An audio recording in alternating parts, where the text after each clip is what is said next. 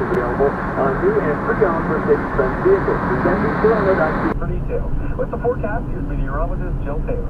A mainly cloudy, windy day for us. Flurries overnight to early tomorrow, but hang in there. Warmer air for the weekend. Right now the wind quite